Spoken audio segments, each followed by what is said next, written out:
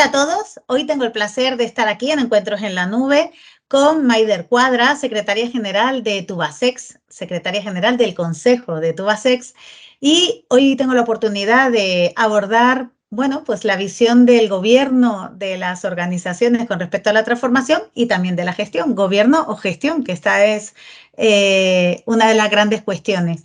Maider, con ella vamos a tratar hoy cómo podemos, o bueno, vamos a ver ¿qué visión tenemos desde las alturas de la gestión del cambio y la transformación? Muchas gracias, Maider, por estar aquí con nosotros en Encuentros en la Nube.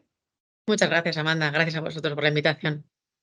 Maider ya estuvo con nosotros en la 8ª edición del Congreso de Gestión del Cambio, en esa primera mesa, donde hablamos, bueno, pues de lo que acabo de decir, si el gobierno y la gestión tenían que hacer los mismos, qué papeles, qué roles, y por ahí voy a empezar por esa primera pregunta, Maider. ¿Qué papel debe tener el Consejo de Administración en el ámbito de la transformación y la gestión del cambio? ¿Y qué rol debería tener el Comité de Dirección? ¿Se solapan o no necesariamente? Bueno, yo creo que el Consejo de Administración y el Comité de Dirección son dos órganos que se dan la mano necesariamente a través del consejero delegado o a través de las fórmulas que cada sociedad elige, pero desde el punto de vista desde que el Consejo de Administración es el responsable de la estrategia y de marcar el propósito de la compañía, ¿no? Y hacia dónde quiere evolucionar, yo creo que cualquier cambio, por pequeño o por grande que sea, tiene que ir imbricado en esa estrategia que se marque. Y, por supuesto, el Consejo de Administración, o sea, el Comité de Dirección, perdón, al final es el ejecutor, ¿no?, de las decisiones que toma el Consejo de Administración. Tienen que estar necesariamente alineados, no es posible de otra manera. Creo que el convencimiento tiene que emanar desde lo más alto y luego la dificultad quizás es mucho mayor para el equipo de ejecutivos que tienen que implantar o que tienen que transformar o llevar a cabo ese proceso, ¿no?, que es fácil decirlo, pero muy difícil hacerlo. Fíjate que además, curiosamente, con estos años que tenemos de transformación en este entorno VUCA, ¿no?, que siempre estamos hablando de la velocidad, de la complejidad, de la incertidumbre, de la ambigüedad, y llevamos así ya muchos años, no es algo que sea reciente. Y sin embargo, todavía tenemos algunas discusiones y algunos debates con respecto a qué hace quién. Y aquí te lanzo otras preguntas por ir abriendo la posibilidad. Una vez que tenemos claro cuál es el rol del consejo y cuál es el rol de ese comité de dirección, dos preguntas. ¿El consejo asesor estaría dentro de esta ecuación o podría estar ajeno en cuanto a la disciplina de la transformación? Y la segunda, en el comité de dirección, ¿consideras que debería de haber un director de transformación? Es algo que nosotros siempre estamos impulsando desde el Instituto de Gestión del Cambio, pero me gustaría saber tu opinión.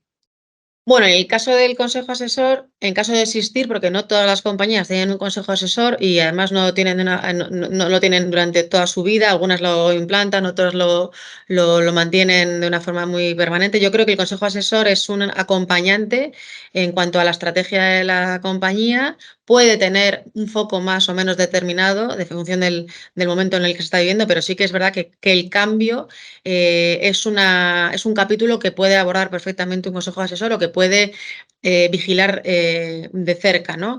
Es verdad que es muy poco común, por lo menos en lo que a mi experiencia se respecta, encontrar gestores del cambio dentro de los equipos directivos como tal. Yo creo que es más habitual que las empresas se apoyen en una empresa especializada o en una asesoría especializada puntualmente para implantar un cambio que puede llevar mucho tiempo, o sea, puede ser un tiempo largo, pero creo que no es tan habitual ver un responsable de transformación dentro de los equipos. ¿Dónde debería estar en caso de existir? Por supuesto, en el comité de dirección, porque es un ejecutivo y es un tractor.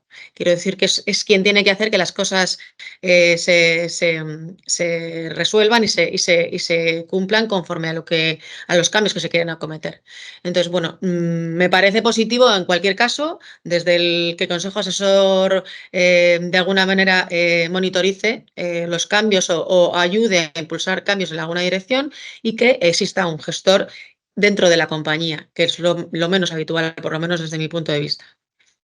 ¿Crees que ese director de transformación, tú que eres especialista en el ámbito industrial, crees que es necesario que sea también especialista del sector?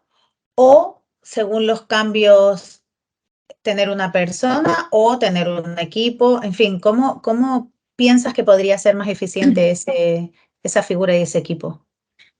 Bueno, el mundo industrial sí que tiene una complejidad particular. Yo creo que los cambios pueden venir derivados de un foco o de otro, pueden estar originados en un proceso, en un nuevo producto, en un nuevo mercado, en una transformación como compañía, en un cambio cultural importante también, ¿no? Cuando las empresas evolucionan o crecen mucho o se internacionalizan, pero mi foco principal creo que son las personas, sin perjuicio de un cambio tecnológico, que también lo puede haber, un cambio de proceso. Yo creo que para que esos cambios se lleven a cabo de la mejor manera y en el plazo marcado, tiene que haber una colaboración integral de la compañía, de la plantilla, desde arriba a abajo, y que la única forma que se puede posibilitar eso es convenciendo y sumando, ¿no? Gente al proyecto de cambio, explicándolo bien, que la gente lo entienda y que la gente lo compre, en cualquiera de sus tipologías. Ya te digo, habrá más o menos cambios más o menos estándares o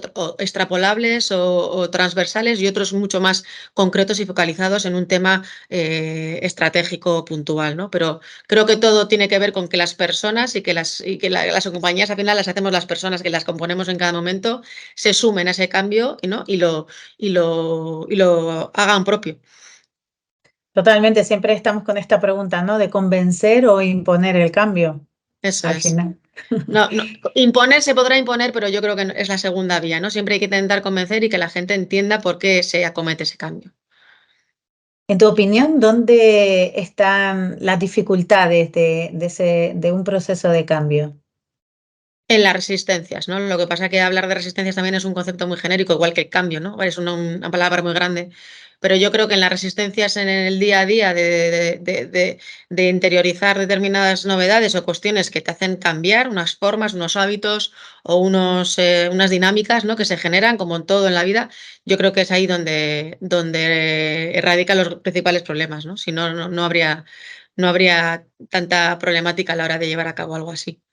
Sí, cierto, de hecho siempre se habla de la zona de confort, que nosotros hacemos hincapié en explicar que la zona de confort no es la más confortable, sino es la de seguridad, que en muchas ocasiones no estamos confortables, pero bueno, es el ámbito conocido, también es lo que nos ayuda a sobrevivir. Estamos hablando de que, bueno, estamos hablando de puestos de trabajo, estamos hablando de evolución, que el cambio también tiene ese concepto, ¿no? Que antes hablábamos que quizás a veces había que empezar hasta por definir un poco el concepto del cambio, ¿no, Maider? Sí.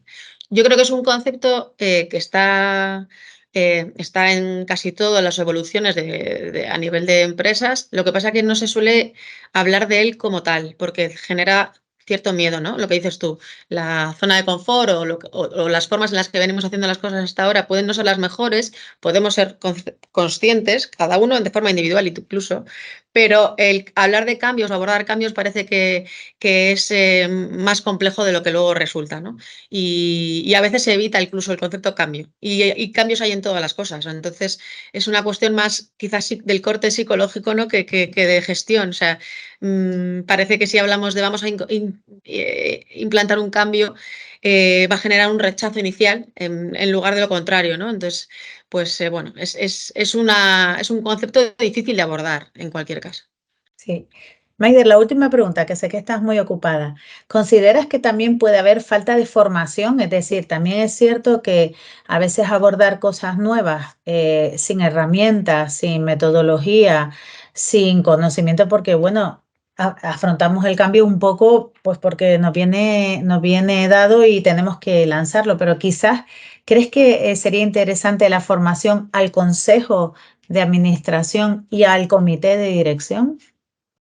Bueno, sí, un poco en línea con lo que te decía al principio, yo creo que las herramientas para acompañar o para transitar, ¿no? En un cambio del tipo que sea, no se suelen tener, porque tú realmente estás enfocado en otras cuestiones y abordar un cambio cuando lo defines como tal suele ser algo excepcional, ¿no? O por lo menos así lo valoras y por eso buscas que alguien te ayude. Las herramientas normalmente no son herramientas que se manejen en el día a día y creo que la formación, como todo, siempre refuerza, ¿no? Si el proceso que se va a acometer o cómo se va a plantear es la mejor forma o podría hacerse de otra manera. Entonces eso, sin formación, pues siempre es una aventura, ¿no? Porque será más prueba-error. Yo creo que la experiencia de otros procesos o de otros profesionales que hayan vivido cosas parecidas te va a ayudar a evitar esos errores iniciales, ¿no?